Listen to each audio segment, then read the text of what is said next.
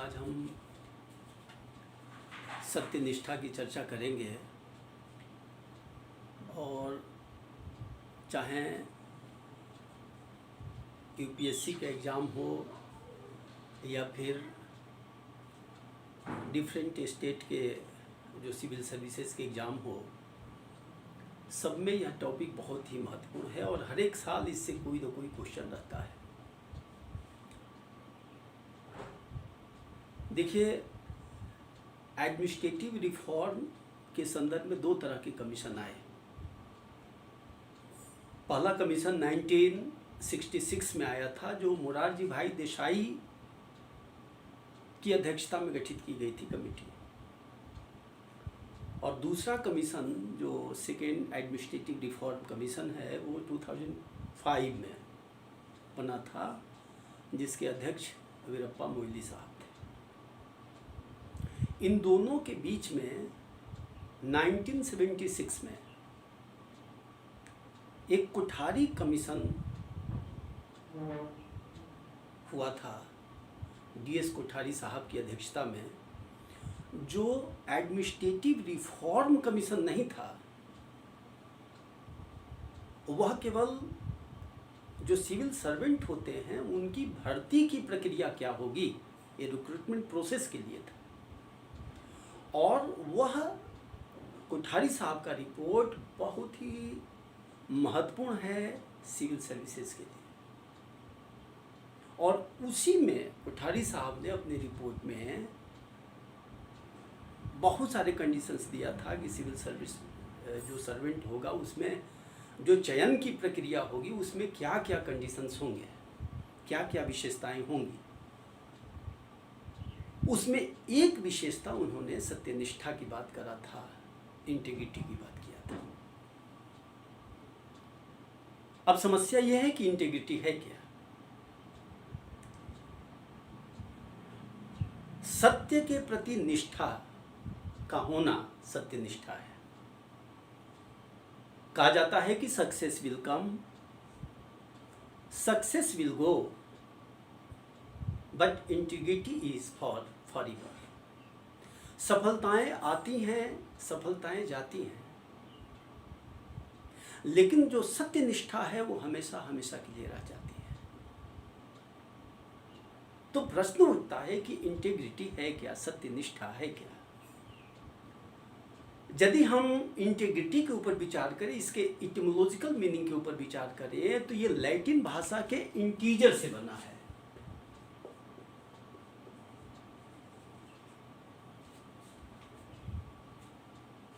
और जिसका अर्थ होता है होल या कंप्लीट।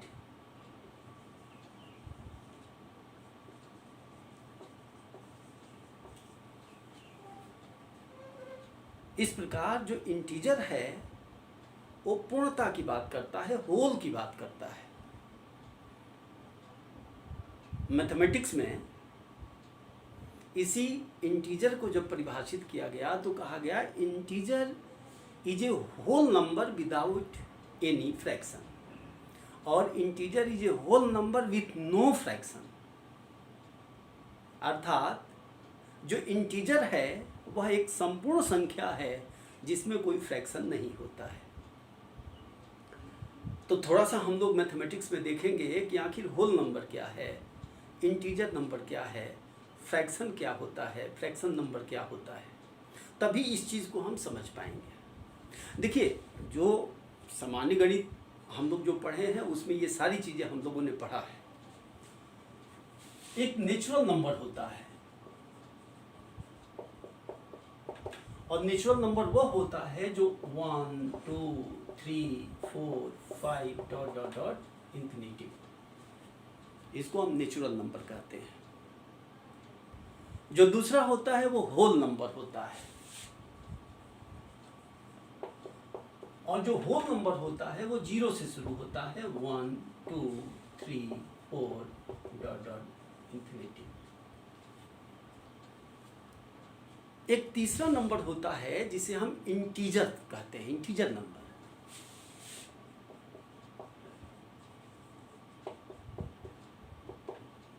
और ये -4, -3, -2, -1, 0, 1, 2, 3, 4 अप टू इंफिनिटी तक जाता है।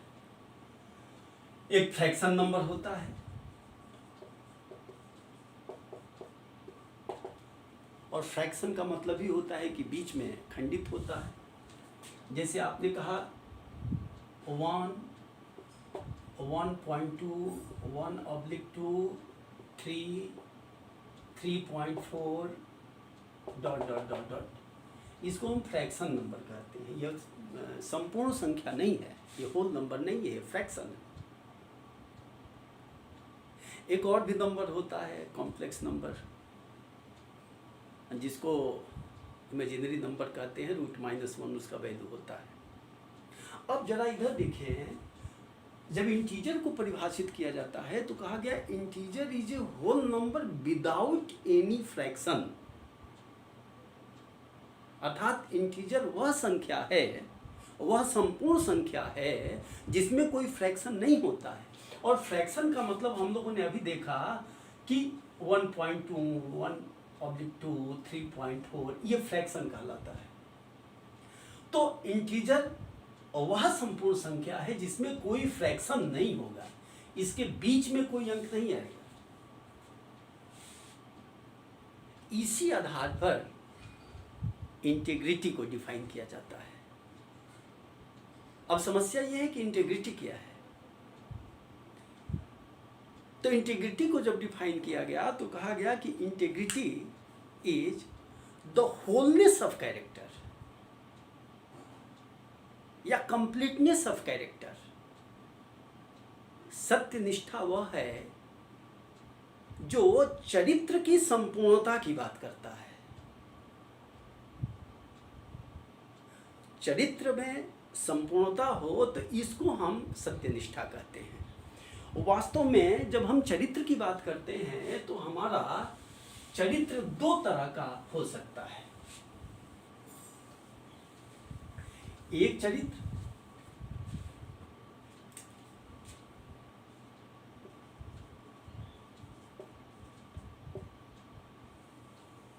जिसको हम कहेंगे fraction of character,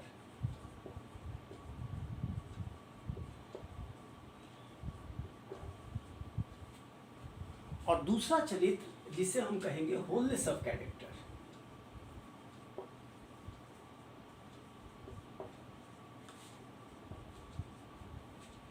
fraction of character और होलनेस ऑफ कैरेक्टर। फ्रैक्शन जो कैरेक्टर है इसको हिपोक्रेसी भी कहते हैं।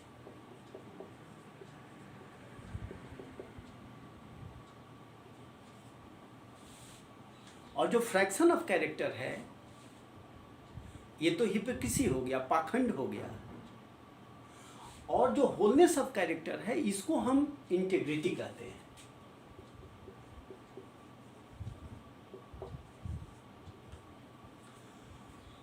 अब ये प्रश्न उठता है कि फ्रैक्शन ऑफ कैरेक्टर और होलनेस ऑफ कैरेक्टर में अंतर क्या है। देखिए, भारतीय सदग्रंथों में इसको बड़े अच्छी तरह से परिभाषित किया गया कि मानव व्यक्तित्व में मनसा वाचा कर्मणा इन तीनों में कंसिस्टेंसी होनी चाहिए।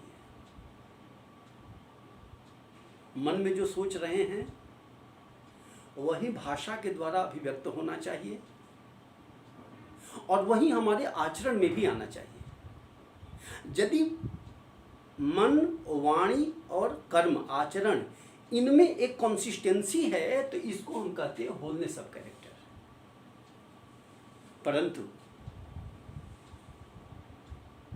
यदि मन, वाणी और कर्म या आचरण इन तीनों में कहीं कोई इनकंसिस्टेंसी है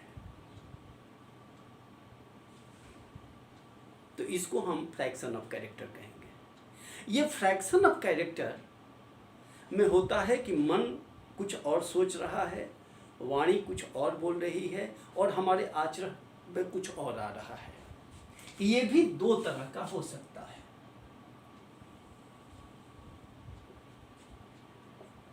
देखिए जो हमारा इंटेंशन है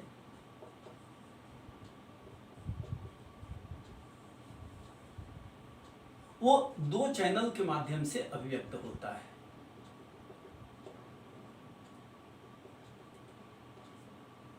एक तो लैंग्वेज है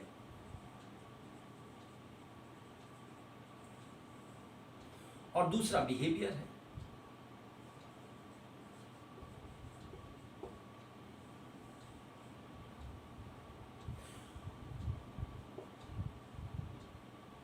अब आप यहां देखें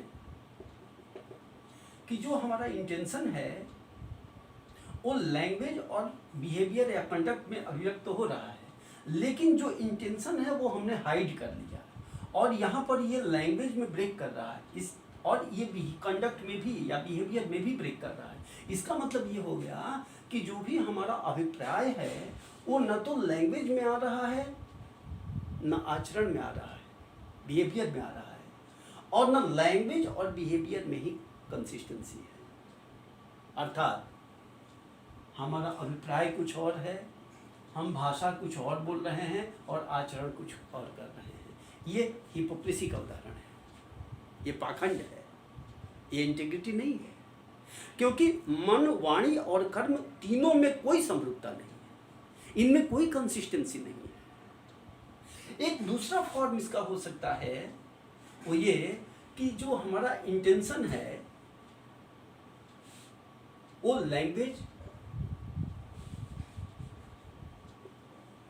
और बिहेवियर के द्वारा अभिव्यक्त हो रहा है, लेकिन इंटेंशन लैंग्वेज में तो ब्रेक कर रहा है। इंटेंशन जो हमें कहना है वो हमने अपने भाषा में उसको छुपा दिया, वो बिहेवियर में भी छुपा दिया है। ये देखिए ब्रेक कर रहा है, डॉट डॉट डॉट है, ब्रेक कर रहा है। परंतु लैंग्वेज और बिहेवियर हम समान कर रहे हैं, अर्थात जो बोल रहे हैं उसी के अनुसार आचरण कर रहे हैं, लेकिन जो हमारा इंटेंशन है वो न तो बोलने में आ रहा है न हमारे आचरण में आ रहा है। इन दोनों में अंतर देखें, यहाँ तो तीनों ब्रेक कर रहा है एक दूसरे से। इंटेंशन न तो लैंग्वेज में आ रहा है, न कंडक्ट में आ रहा है, न भाषा और कर्म में ही समरूपता है। यहाँ तीनों एक दूसरे को ब्रेक कर रहा है। यहाँ पर लैंग्वेज और बिहेवियर तो एक जो हम बोल रहे हैं उसी तरह आचरण कर रहे हैं, परंतु जो हमारा रियल इंटेंशन है वो हमने छिपा लिया है। वो हमारा रियल इंटेंशन न तो हमारी भाषा में अभिव्यक्त हो रहा है और न ही वो हमारे आचरण में। यद्यप भाषा और आचरण में समरूपता है, लेकिन वह समरूपता केवल भाषा और आचरण की है। जो ओरिजिनल जो हमारा अभिप्राय है वो दोनों में हमने उसे हाइड कर लिया है। ये भी हिपोक्रेसी है, ये भी पाखंड है। अर्थात हिपोक्रेसी का दो रूप हो गया, ए और बी। ये दोनों पाखंड का उदाहरण है। इंटीग्रिटी क्या होती है? हमने कहा कि integrity wholeness of character, fraction of character नहीं है। देखिए ये फ्रैक्शन ऑफ कैरेक्टर इसी को हम कहते हैं। जब मन, वाणी और कर्म में समरूपता नहीं हो तो ये फ्रैक्शन ऑफ कैरेक्टर है और इसी को हिपोक्रेसी कहते हैं। परंतु इंटीग्रिटी जो होती है वो कंप्लीटनेस है या होलनेस ऑफ कैरेक्टर है। इसमें मन, वाणी और आचरण इन तीनों में समरूपता होती है। कैसे? जब हम अपने इंटेंशन को अभिव्यक्त करते हैं तो लैंग्वेज के द्वारा करते हैं और बिहेवियर के द्वारा करते हैं। अब जरा आप देखें कि इंटेंशन जो रियल इंटेंशन दो तरह का हो सकता है। एक इंटेंशन रियल इंटेंशन, एक दूसरा हाइड इंटेंशन। रियल इंटेंशन कभी कभी हम अपने आचरण में अपने इंटेंशन को हाइड कर लेते हैं और वो भाषा और वाणी दोनों में आचरण में नहीं आ पाता है, उसी को सूडो इंटेंशन कहते हैं। परंतु यहाँ पर जो इंटेंशन है वो लैंग्वेज में पूरी तरह व्यक्त हो रहा है। देखिए ब्रेक नहीं कर रहा है, स्ट्रेट लाइन है और यही हमारा बिहेवियर में भी आ रहा है, एकदम स्ट्रेट लाइन, ब्रेक नहीं हो रहा है। और जैसी हमारी भाषा है उसी तरह हमारा आचरण भी हो रहा है। यहाँ पर हमारा इंटेंशन, लैंग्वेज, बिहेवियर, इन तीनों में कंसिस्टेंसी है, भंग नहीं है, खंड नहीं है, खंडन नहीं है। जो हम सोच रहे हैं वही बोल रहे हैं और उसी के अनुसार हम आचरण भी करते हैं। इसी को कहते हैं होलनेस ऑफ कैरेक्टर। और जब हमारे इन तीनों में कहीं कोई विषमता आ जाए तो इसको हम फ्रैक्शन ऑफ कैरेक्टर कहते हैं। तो जब हम इंटीग्रिटी की बात करते हैं तो इंटीग्रिटी में जो हमारा कैरेक्टर होता है वो होलनेस ऑफ कैरेक्टर की हम बात करते हैं, हम हिपोक्रेसी या फ्रैक्शन ऑफ कैरेक्टर की बात नहीं करते हैं। इन्हीं मान्यताओं के परिप्रेक्ष्य में कुछ दार्शनिकों ने इंटीग्रिटी को डिफाइन करने का प्रयास किया है। सामान्यतः जब हम इंटीग्रिटी की बात करते हैं तो इंटीग्रिटी में सामान्यतः ऑनेस्टी की बात होती है।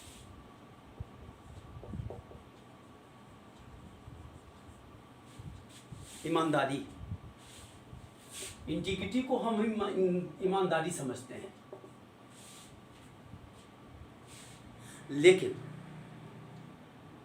एल.टी. होजमर कहते हैं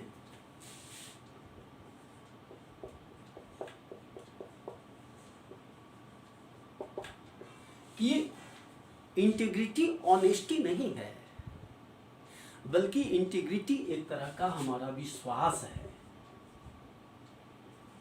ये ट्रस्ट है। इंटीग्रिटी ऑनेस्टी नहीं है, बल्कि इंटीग्रिटी हमारा ट्रस्ट है, विश्वास है। इसी को आर.सी. मायर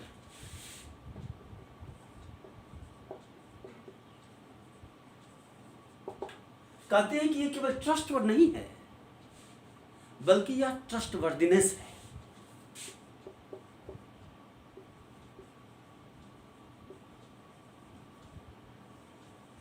ये ट्रस्टवर्द विश्वसनीयता है, केवल विश्वास नहीं है, विश्वसनीयता है।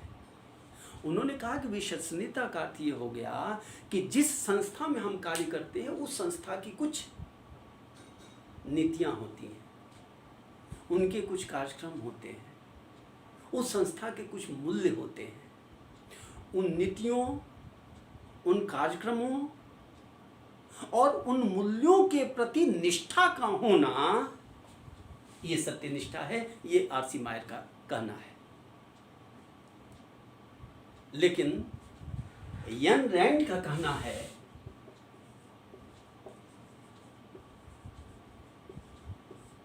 कि केवल यह ट्रस्ट या ट्रस्टवर्दीनेस नहीं है, बल्कि इंटीग्रिटी का जो सबसे महत्वपूर्ण फॉर्मूला होता है वो है लॉयल्टी।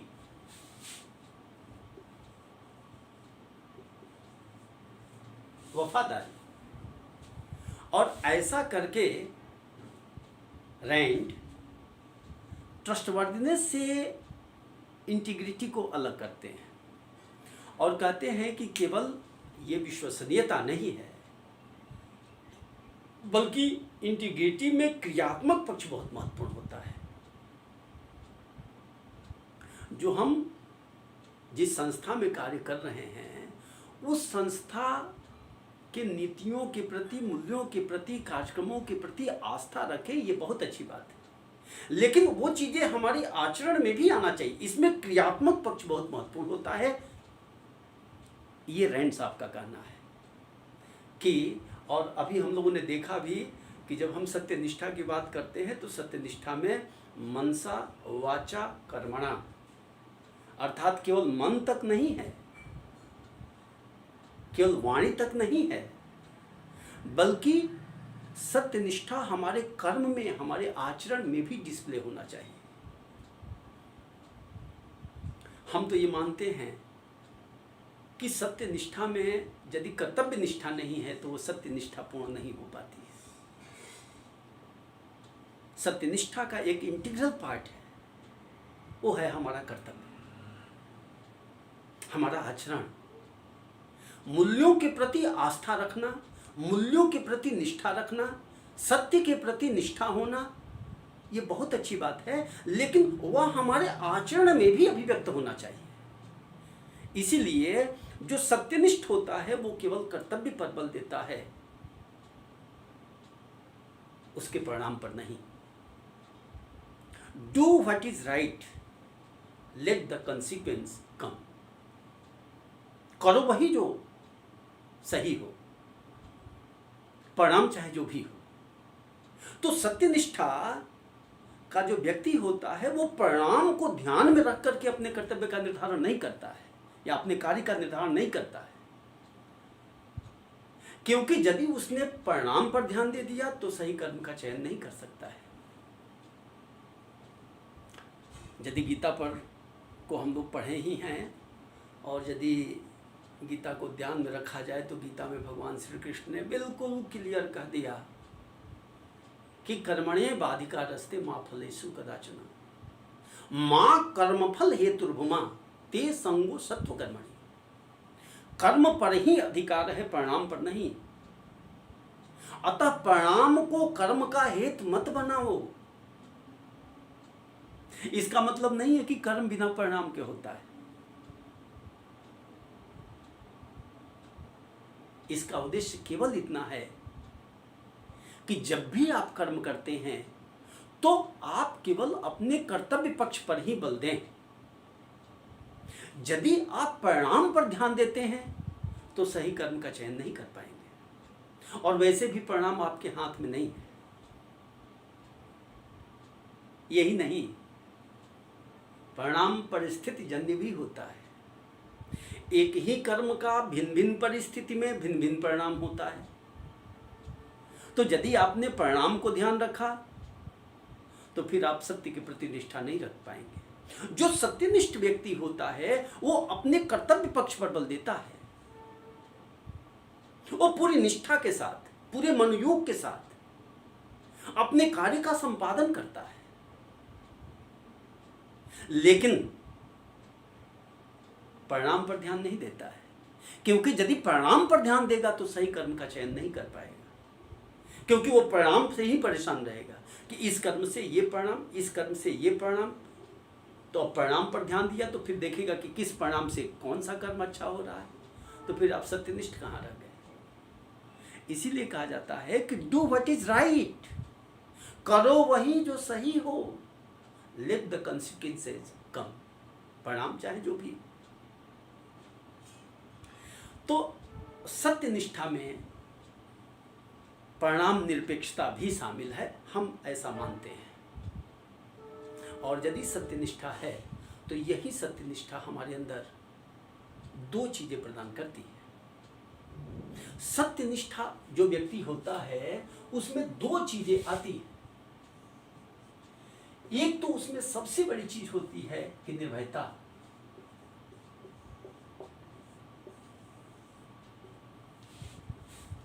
निर्भयता होता है, अभय होता है। जब हमारे कैरेक्टर में फ्रैक्शन होगा,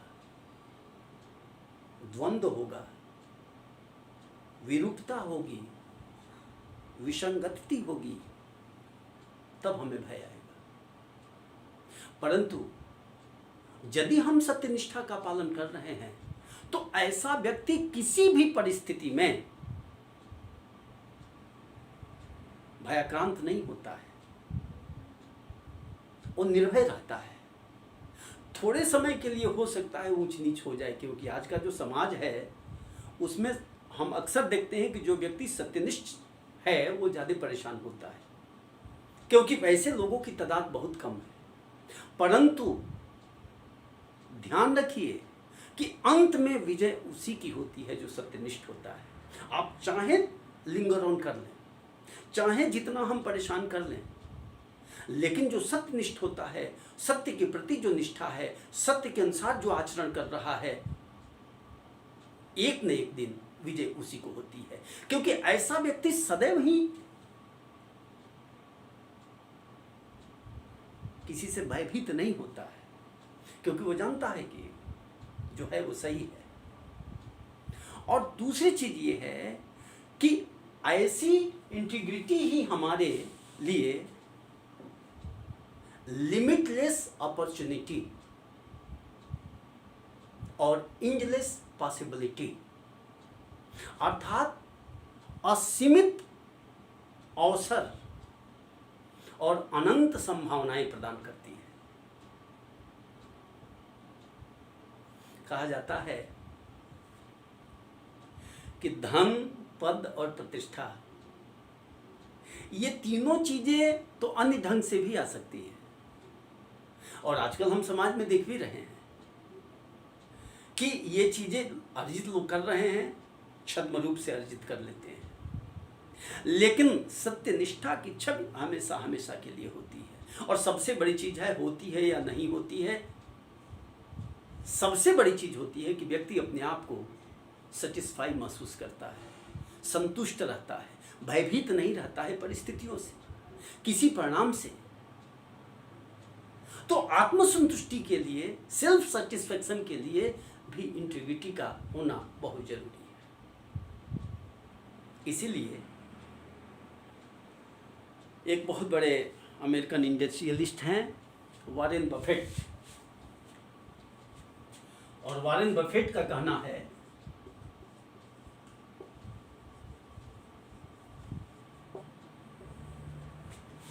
कि जब आप किसी भी व्यक्ति को किसी कार्य के लिए सिलेक्ट करते हैं तो आपको उस व्यक्ति में 3 चीजें जरूर देखनी चाहिए।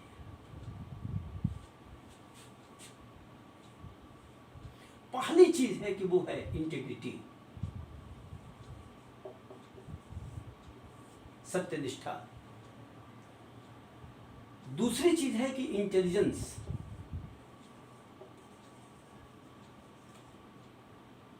बौद्धिकता, और तीसरी चीज है